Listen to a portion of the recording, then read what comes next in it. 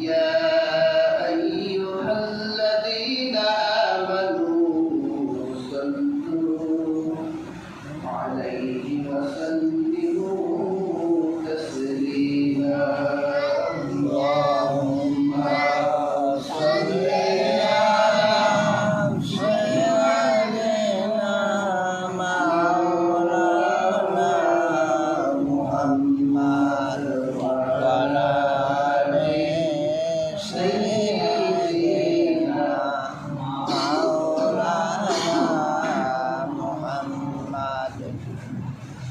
मदीने की हवा से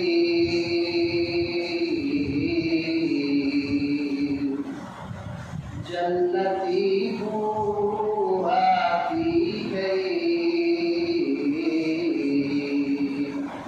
जाके पाके मदीने में जन्नती बू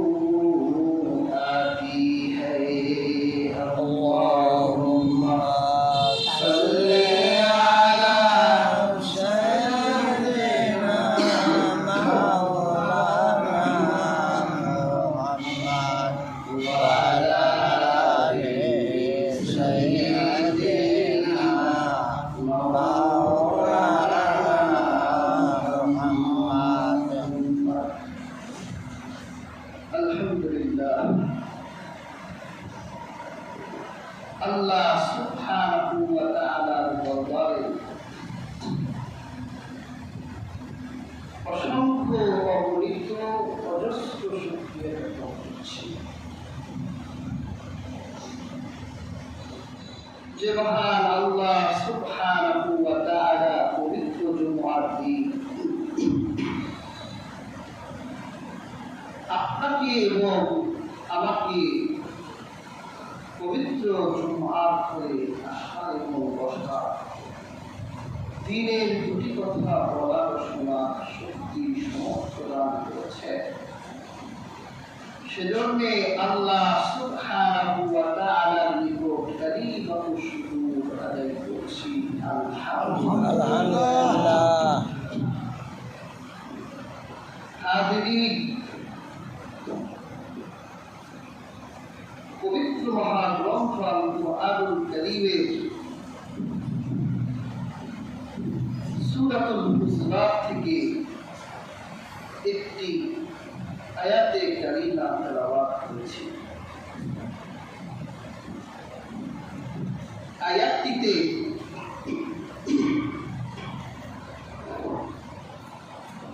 আমার মরিয়াম আল্লাহ সুবহানাহু ওয়া তাআলা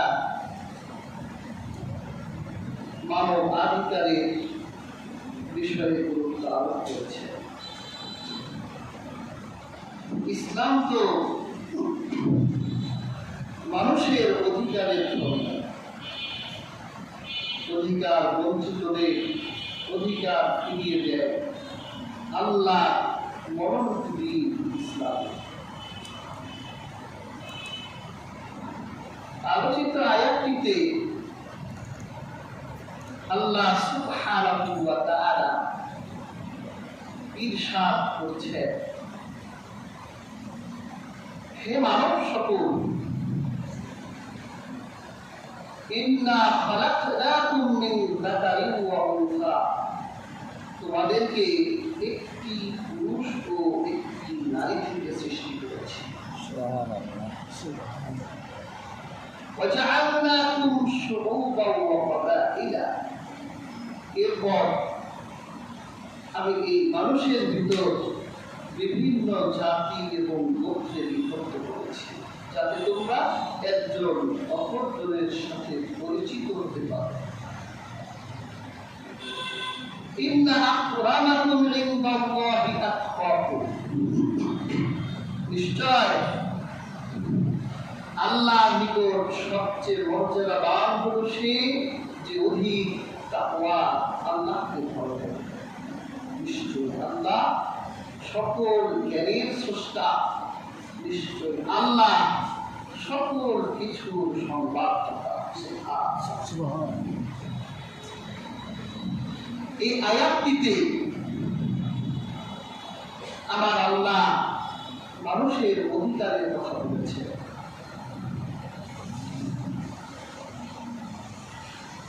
এই আয়াতের সাবাবুল নুজুলে আসছে রাহমাতুল লিল আলামিন যখন মক্কা বিজয় করলেন,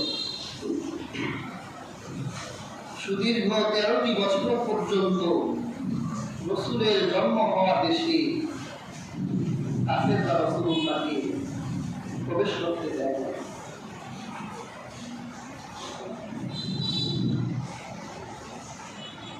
নিজের মাতৃভূমি হাওয়া বাতাস থেকে রাসূলুল্লাহ বঞ্চিত ছিলেন।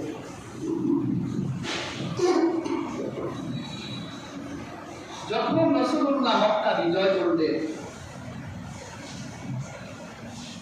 রাসূলুল্লাহ কাবার ছাদের উপর হযরত বেলালকে বলল, তুমি ছাদের উপর উঠে বিজয়ের একটা আযান দাও।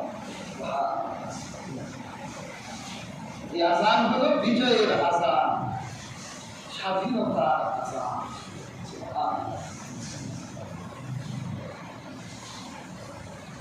মানুষ যখন স্বাধীনতা পায় তার ভিতরে একটা আনন্দ কাজ করে না। যারা পরাধীন তারা স্বাধীনতা বুঝে যে স্বাধীনতা কত মধুর। আযান দেয়া যায় না, নামাজ পড়া যায় না, বাধা দেয়। মুসলিম নাম শুনলেই অনাচার অত্যাচার শুরু। যখন আপনি স্বাধীন হবেন, যেখানে মনে চায় সেখানে দাঁড়িয়ে আযান দিতে পারবেন, কেউ বাধা দিবে না। আমাদের এই দেশ অর্ধ শতক হয়ে যাচ্ছে স্বাধীন, কেউ বাধা দেয় না। হযরত বেলাল যখন কাবার ছাদের উপর দাঁড়িয়ে আল্লাহু আকবার আল্লাহু আকবার আযানের ধ্বনিগুলো দিচ্ছেন, এমন এক মনোরম দৃশ্য রাসূলুল্লাহর এক সাহাবী আব্বাস বিন হুসাইন রাদিয়াল্লাহু তাআলা আনহু চোখ দিয়ে পানি ঝরে পড়েছে। যদি আজ আমার আব্বা জীবিত থাকতে, তাহলে তিনি আজকে এই বিজয়ের আযান শুনতে পেতেন। সুবহানাল্লাহ। আমার আব্বা স্বাধীনতা দিতে যেতে পারল না। নিজের মাতৃভূমিতে স্বাধীনভাবে আজ আমরা প্রবেশ করলাম, আমার বাবা দেখে যেতে পারলো না। আজকে যদি তিনি জীবিত থাকতে বেলালের বিজয়ের আযান শুনতে পেতেন, আমার বাবা খুশি হয়ে যেত। এরকম আফসোস আমরা করি না? গরিব ছিলেন, বাবারে ভালো খাবার খাওয়াতে পারেন নাই, মাকে ভালো খাবার দেওয়া দিতে পারেন নাই, ভালো জাজিমে ঘুম করাতে পারেন নাই। আজকে হাজার হাজার টাকার মালিক, লক্ষ কোটি টাকার মালিক আফসোস করে, আর যদি আমার বাবা জীবিত থাকতো তাহলে কত দামি খাবার খাওয়াতাম, কত দামি জাজিমে ঘুম করাতাম।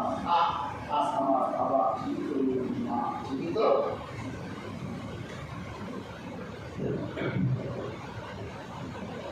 আর কাফের গড়ে দূর থেকে বাজে কমেন্ট করতে লাগলো। কুখ্যাত কাফের হারিস ইবনে হিশাম বলতে লাগলো যে মুহাম্মদ সাল্লাল্লাহু আলাইহি ওয়াসাল্লাম তিনি এই কালো কাকটিকে ছাড়া অন্য আর কাউকে আযান দেবার জন্য বের না। হযরত বেলালকে কালো কাকের সাথে তুলনা করেছে। অথচ এই বেলাল এত মর্যাদাবান, হযরত ওমর বলতেন সাইয়্যিদুনা বেলাল, আমার নেতা বেলাল। ওমর ছিলেন গোটা মুসলিম উম্মার নেতা, আর ওমর বলতো আমার নেতা বেলাল। মর্যাদা বেলালের এত বেশি ছিল আল্লাহ জান্নাতের ভিতরে হযরত বেলালের পায়ের ধুলি রেখে রেখেছে।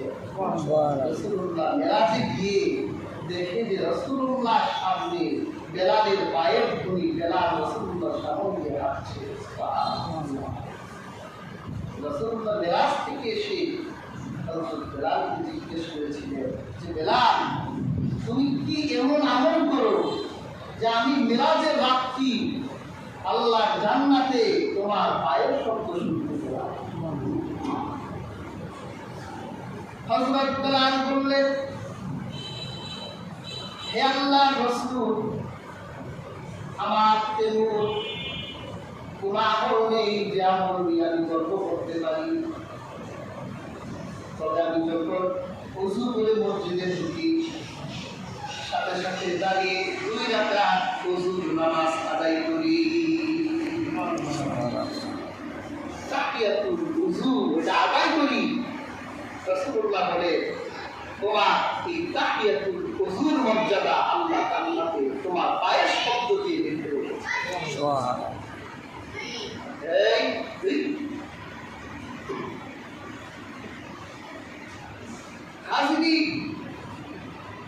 এত মর্যাদাবান বেলালকে হারিস বিন হিশাম কালো কাকের সাথে তুলনা করবে যে মুহাম্মদকে আর কাউকে দিল না, এই কালো কাক থেকে কাবার ছাদে দাঁড়িয়ে আযান দেওয়াচ্ছে।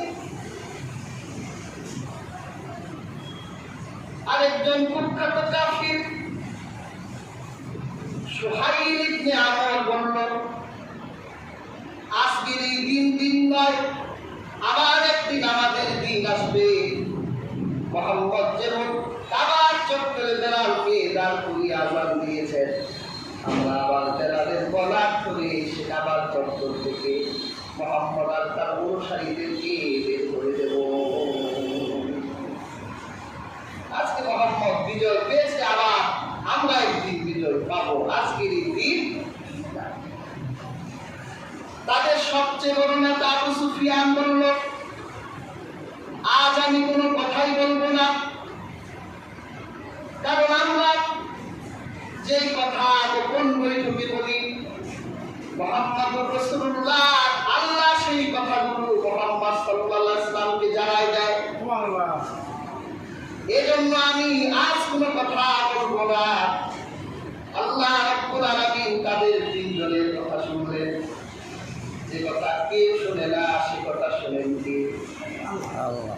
আমার আল্লাহ পাক কোরআনের আয়াত নাযিল করে আল্লাহর হাবিবকে জানাই দিলেন, আপনার বেলাল আযান দিল, আপনার আব্বা চোখে পানি ছেড়ে দিল আর বলল, যদি আজ আমার বাবা জীবিত থাকতো। আর 3 জন কুখ্যাত নেতা কাবার থেকে অনেক দূরে গোপনে দাঁড়িয়ে আপনার বেলালকে কালো কাক বলেছে। আবার প্রতিশোধ নেবার জন্য সুহাইল ইবনে আমর দীর্ঘ প্রতিজ্ঞাবদ্ধ হয়েছে। আর আবু সুফিয়ান, আমি জানিয়ে দিই, ভয়ে আবু সুফিয়ান কোনো কমেন্টই করলো না।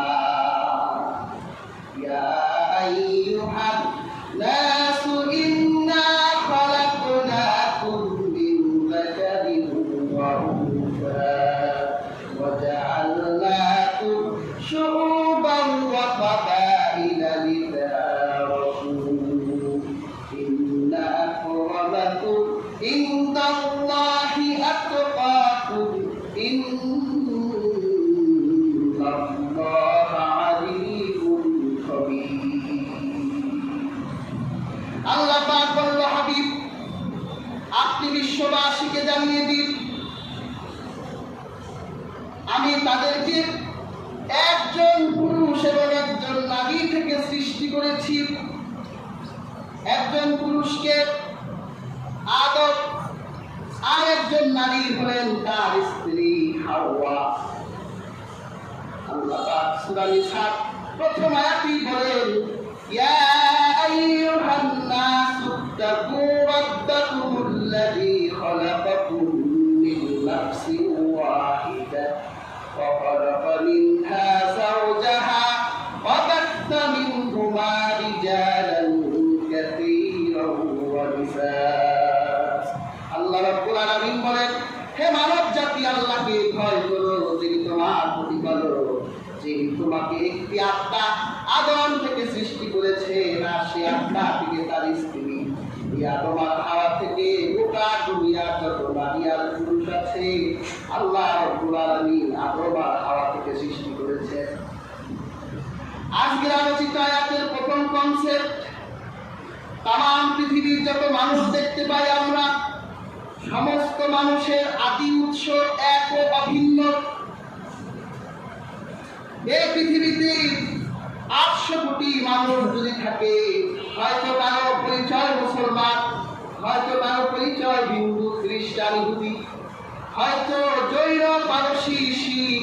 এই পৃথিবীতে যত ধর্ম, তন্ত্রমন্ত্রের মানুষ আছে, সব ধর্মের মানুষের আদি উৎস হযরত আদম, আর তাদের মা হলেন হযরত হাওয়া। এই পৃথিবীতে শ্বেতাঙ্গ, কৃষ্ণাঙ্গ, সাদা, কালো, আপনি যত রং বেরঙের ভাষার বিভক্তি দেখতে পান, সমস্ত মানুষের আদি উৎস এক ও অভিন্ন হযরত আদম এবং হাওয়া। আল্লাহ পাক বুঝাতে চাইলেন মানুষ,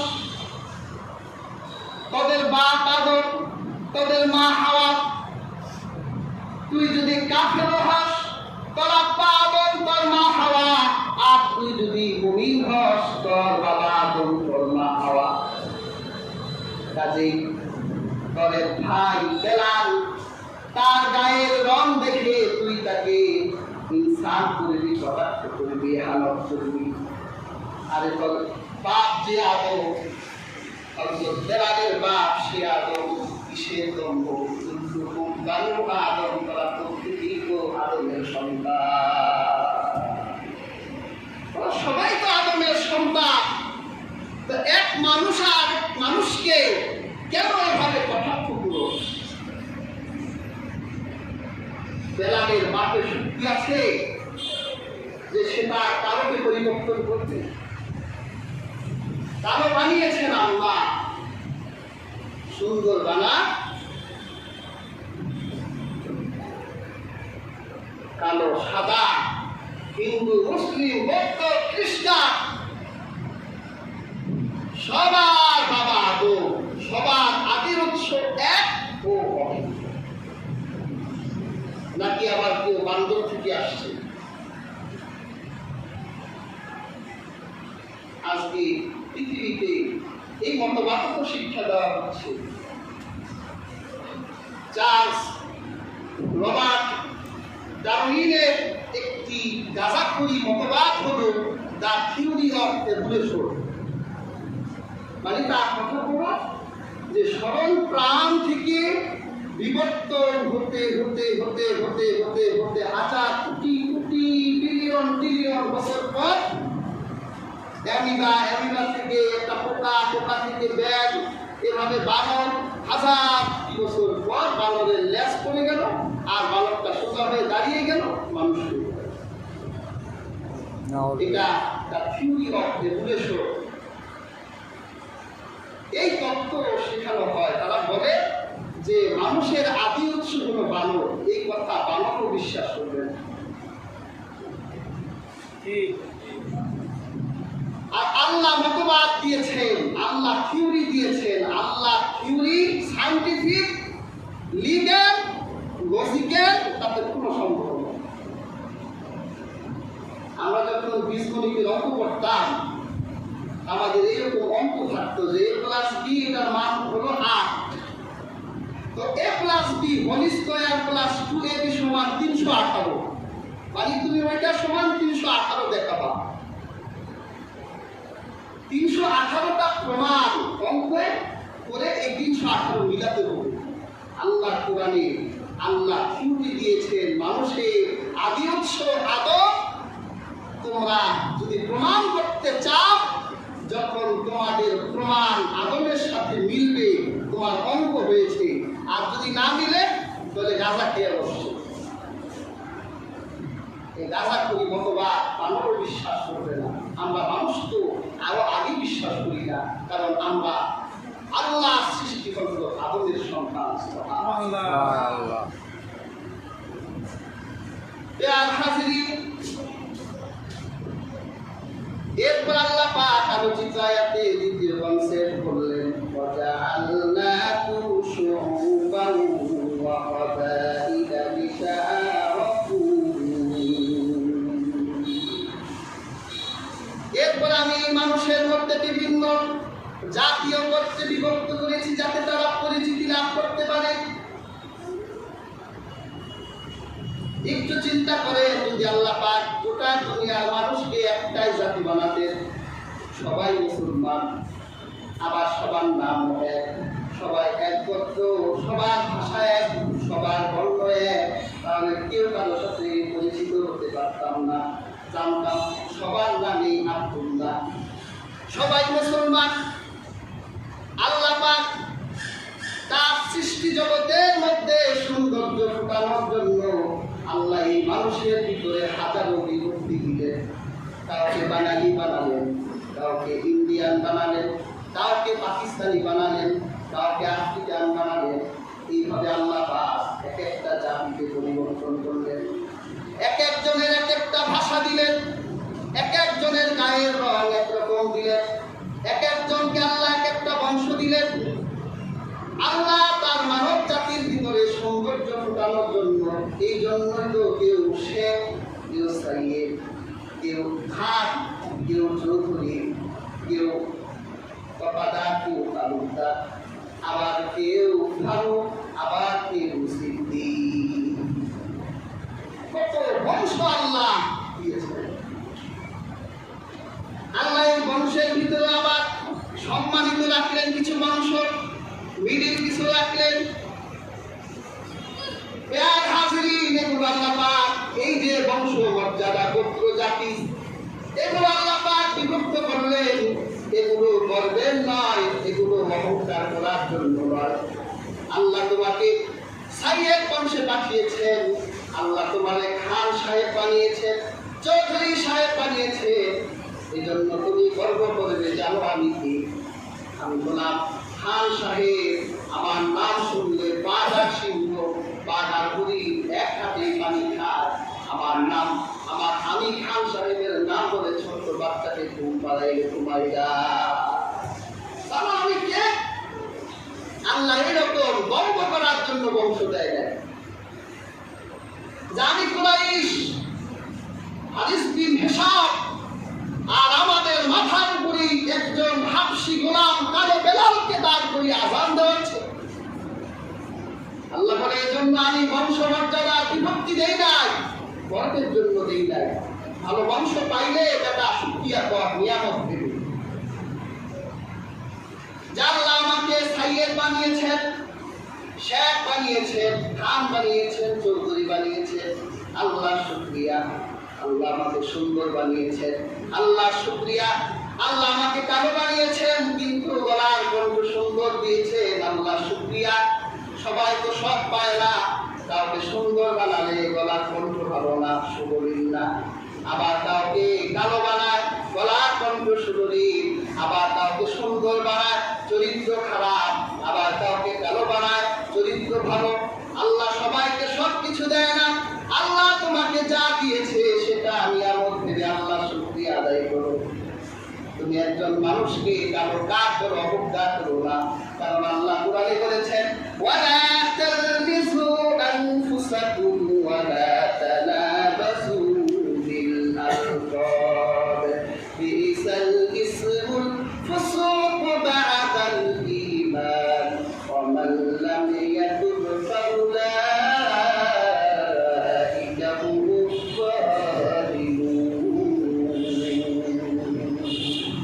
আল্লাহ পাক বলেন, একজন আরেকজনকে নিন্দা করো না, একজন আরেকজনকে মওজনা মিলিত না। লোকটা কালো বলে তাকে কালামিয়া বলে ডাকো না, লোকটা অন্ধ বলে কানা বলে ডাক দিও না। আল্লাহ পাক বলেন, কাউকে কাল লক্ষ্য দিয়ে অন্ধভাবে দিও না। এগুলো ঈমান আনার ফল। যারা এইরকম কাজ করে, এই কাজগুলো হলো ফাসিকি কাজ। যদি সে তওবা না করে তাহলে জালিমদের এই অন্তর্ভুক্ত। আজকে দেখেন এই হাদিস বিন হিশামের এই চরিত্র কিন্তু আমাদের মধ্যে ঢুকে গেছে। বংশ ভালো পেলেন, গর্ব করি, অথচ জানে না ওর চেয়ে বড় বড় দাম্ভিককে আল্লাহ পাক মাটির সাথে মিশাই দিয়েছেন, দুনিয়া থেকে বিলীন করে দিয়েছেন। হযরত লোকমান তার ছেলেকে নসিহত করতে গিয়ে বলেছিলেন, ওয়ালা তুসাফির খাদ্দাকা লিন-নাস ওয়ালা তামশি ফিল আরদি মারহা ইন্নাল্লাহা লা ইউহিব্বু কুল্লা মুখতালিন ফাখুর। এ আমার কলিজা কথা, মানুষকে হ্যাঁ প্রতিপন্ন করো না, অবজ্ঞা করো না, আর জমিনের উপর গর্ব করে হেঁটো না। নিশ্চয় আল্লাহ অহংকারী আর দাম্ভিককে ভালোবাসেন না।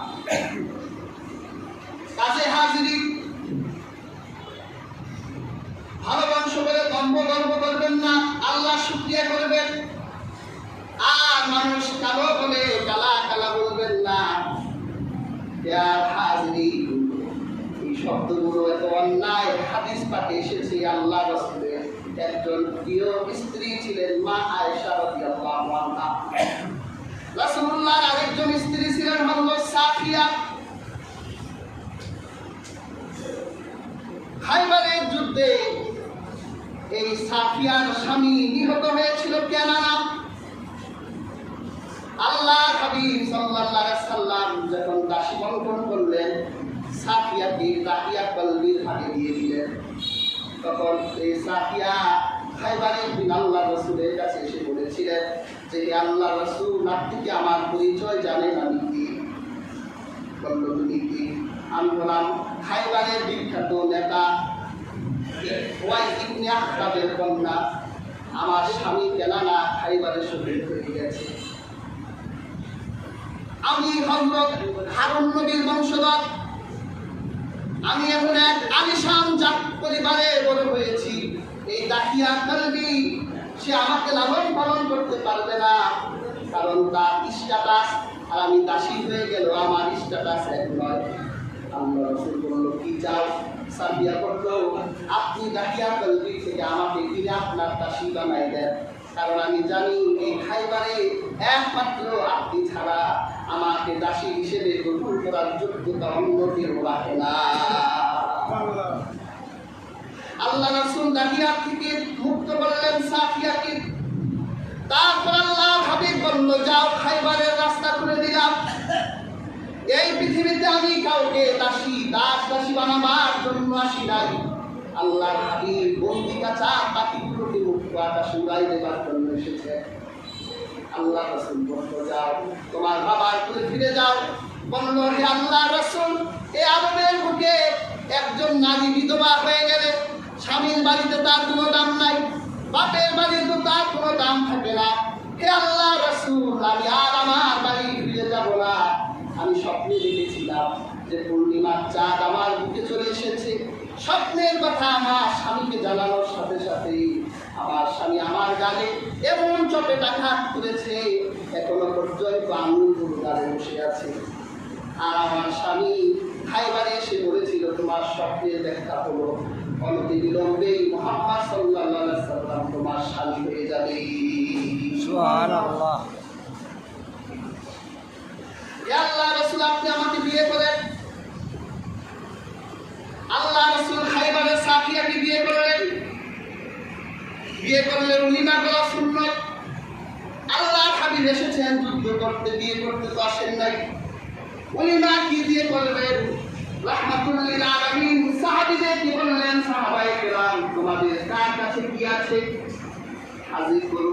কারো কাছে খেজুর ছিল, কারো কাছে পনির ছিল, কারো কাছে মাখন ছিল। এইভাবে যার কাছে যা কিছু ছিল সব কিছু হাজির করা হলো। আল্লাহ রাসূল বললেন, এখন এখান থেকে তোমরা খাও, এটাই হলো তোমাদের রাসূলের বিয়ের উলিমা। হাজিরিন, আল্লাহ রাসূলের এই স্ত্রী একটু দেখেছিলেন।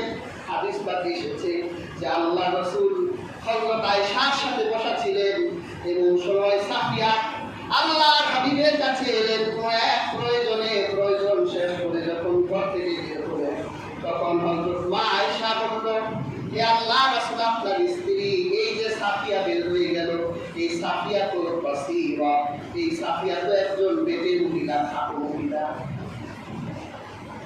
আয়েশার মতো একজন জগৎ জননী হযরত সাফিয়া শরীরের আকৃতি রাসূলুল্লাহর কাছে এমন ভাবে উপস্থাপন করলেন, হযরত সাফিয়াকে খাটো করলেন, ছোট করলেন, অপমান করতে চাইলেন। বললেন আপনার এই বোন সাফিয়া তো বেটে খাটো।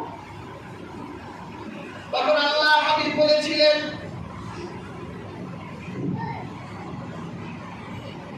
লাউ কুলতি কালিমাতা মাসাজাতু বিমাই লামাসাজাতু। শুনো হে আয়েশা, তুমি এমন একটা কথা বলেছো, তোমার এই কথাটা যদি সমুদ্রের ভিতর ফেলে দেওয়া হয় তাহলে সমুদ্রের পানিগুলো তেতো হয়ে যাবে।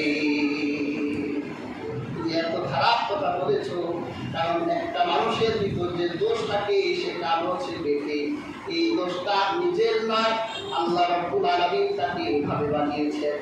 আল্লাহর দেওয়া একটি ত্রুটি মানুষের ভিতরে আছে, তুমি সেই ত্রুটিকে হাতিয়ার করে তাকে ছোট করতে পারো না। তুমি ভালো, আল্লাহ শুকরিয়া আদায় করো। তুমি সুন্দর, আল্লাহ শুকরিয়া আদায় করো। তোমার কণ্ঠ ভালো, আল্লাহ শুকরিয়া আদায় করো। তুমি মধ্যম ধরনের, আল্লাহ শুকরিয়া আদায় করো। তুমি তোমার এই সৌন্দর্য পেয়ে আরেকজনকে অপমান করো না, কারণ ওখানে তার কোনো হাত নাই। কিন্তু হাজির আজকে আমরা একটু সৌন্দর্য পেলে, ভালো একটা বংশ পেলে মানুষকে অপমান লাঞ্ছিত করতে এক মুহূর্ত আমরা ভাবি না। এটা আল্লাহ করেছে, আমাদের সৌন্দর্যের জন্য করেছে। হাজির এরপর আল্লাহ পাক আলোচিত আয়াতের তৃতীয় কনসেপ্টে বললেন ইন্না আকরামাকুম ইনদাল্লাহি আতকাকুম ইন্নাল্লাহা আলীমুন খাবীর। যে নিশ্চয় আল্লাহর কাছে সবচেয়ে মর্যাদাবান হলো সে যে আল্লাহকে ভয় করে। তাহলে সম্মানিত অপমানিত মানুষ ছোট এবং বড় হবে একটা বৈশিষ্ট্যের কারণে। যদি কারো ভিতর তাকওয়া থাকে সে সম্মানিত হবে, আর যার কাছে তাকওয়া থাকবে না সে অপমানিত হবে। সে যদি কালো হয় আর তার ভিতর যদি তাকওয়া থাকে, আল্লাহর ভয় থাকে। হযরত বেলাল কালো ছিল কিন্তু তার হৃদয়ের ভিতরে আল্লাহ ভীতি কমতি ছিল না। এই জন্যই তো আমার আল্লাহ হযরত বেলালের পায়ের শব্দ জান্নাতে বেঁধে রেখেছে। হযরত ওমর হযরত বেলালকে বলতো সাইয়্যিদুনা বেলাল। বেলাল হলো আমার, আমি ওমরের নেতা, আর আমি হলাম গোটা মুসলিম উম্মার নেতা। একটা কালো বেলালের ভিতর তাকওয়া ছিল।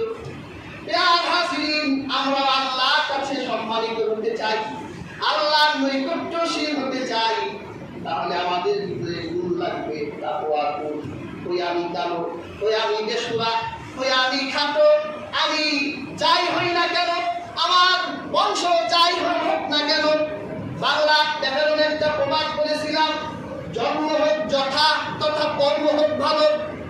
আমার জন্ম যেখানেই হোক না কেন, আমার জন্ম শেখে হোক, সাইয়েদে হোক, আরবের বেদুইন ধরে যদি আমার জন্ম হয়, আর আমি যদি তাকওয়া গুণে গুণান্বিত হয়ে যাই, তাহলে আমার জন্ম যেখানেই হোক না কেন তাকওয়া গুণের কারণে আমার আল্লাহর নৈকট্যশীল হয়ে যেতে পারবো। কাজে হাজির তাকওয়াটা লাগবে আমাদের। তাকওয়া কি? আল্লাহর ভয়টা কি? আল্লাহকে যে ভয় করতে হবে। আল্লাহ কোরআনে বলছে ইয়া আইয়ুহাল্লাযীনা আমানুত্তাকুল্লাহ হাক্কা তুকাতিহি ওয়া লা তামুতুন্না ইল্লা ওয়া আনতুম মুসলিমুন। যে হে ঈমানদারেরা, আল্লাহকে ভয় করো যেভাবে ভয় করা উচিত, তোমরা মুসলিম না হয়ে মৃত্যুবরণ করো না। আল্লাহর ভয়টা কি? সবচেয়ে সহজ সংজ্ঞা হলো, শত শত সংজ্ঞা দেয়া যাবে তাকওয়া, তবে সবচেয়ে সহজ সংজ্ঞা হলো জীবনের প্রত্যেক কাজে আল্লাহর উপস্থিতি কামনা করাই হচ্ছে তাকওয়া। জীবনের সকল কাজে আল্লাহকে হাজির নাজির রাখা, এটাই হলো তাকওয়া। যখন আপনি কোনো পাপ